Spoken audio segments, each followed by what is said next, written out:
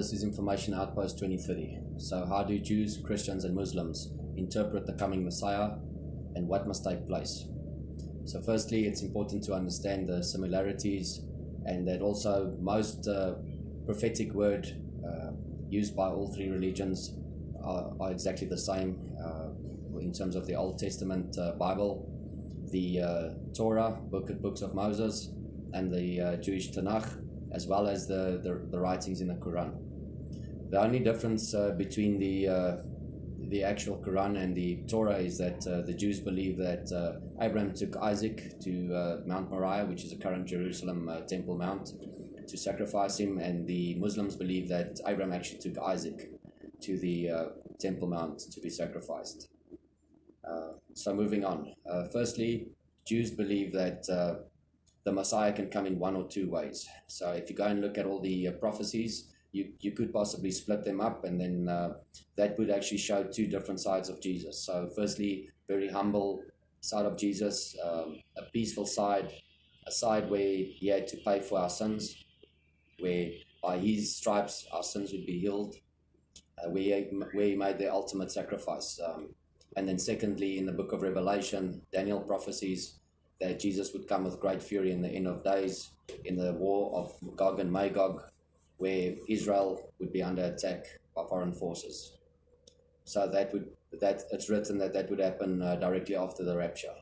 Now, the Jews believe that the Messiah can come in one or two ways, either peaceful or either with great fury. So somewhere along the line, they missed the first coming of Christ, although all the early Christians were Jews, except for Saul, who became Paul afterwards. And it's a reason behind the apostles that were sent out by Jesus, and also prophesied earlier in the Bible that there would be prophets sent among the nations to share the word. So if Jesus never came, we would never have the apostles, and we would never have the word that we could read and interpret for ourselves. Unfortunately, in early days, under the Roman Catholic Church, it was not allowed to own your own Bible. You would have to go to the church and get the word or the interpretation of the word from the church. But that's a different subject for a different day. Now, currently, on the Temple Mount, Jerusalem Temple Mount, you have 8 gates. Now, there's one specific gate there that's of very much importance, and that's the Golden Gate. Now, the Golden Gate is the only gate that leads up to the actual Temple Mount area, directly onto the Temple Mount area, where you currently have the Dome of the Rock, and where the original temples were built.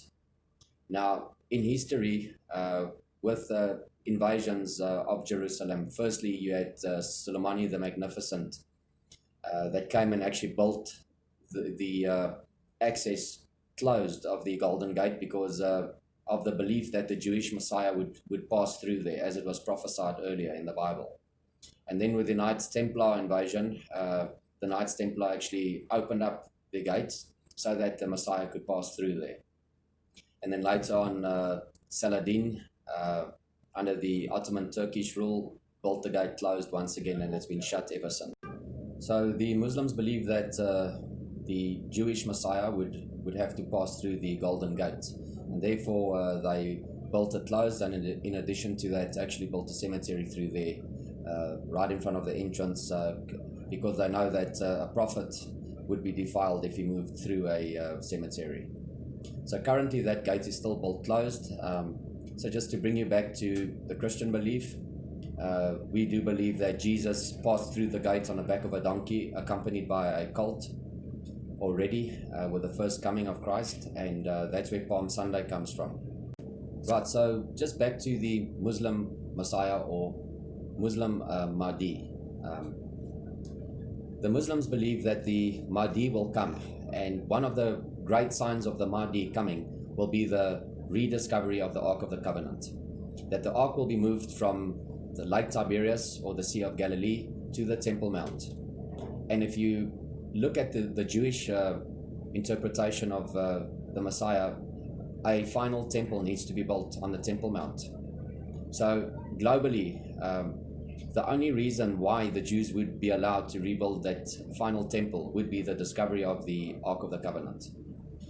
Us Christians believe of a false Messiah that will come first, that will make himself as God or above God inside the temple.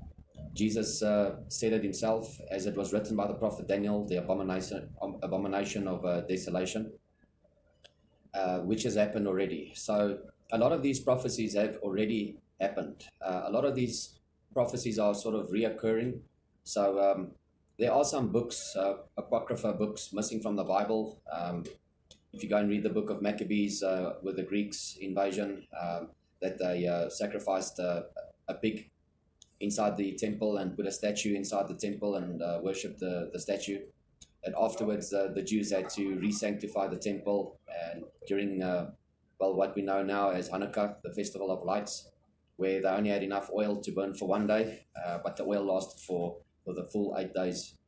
So that's where the Hanukkah festival comes from. So currently, the Muslims believe that their Messiah will come and that 90% of the Jews will convert to Islam. The Christians believe that there will be a false Messiah coming, that the Jews will accept this Messiah, and then afterwards the Messiah will turn against the Jews, and you will have the Gog-Magog war taking place, and that's where Jesus will come down with his angels and finally destroy the enemy. So hopefully this sheds a little bit of light. It brings a bit of perspective for those of you that don't know Bible prophecy or understand what needs to happen. Obviously, during this time, we are also expecting things like the mark of the beast, the Antichrist, the false prophet. All these things need to take place, as well as the rapture. So look out for these things.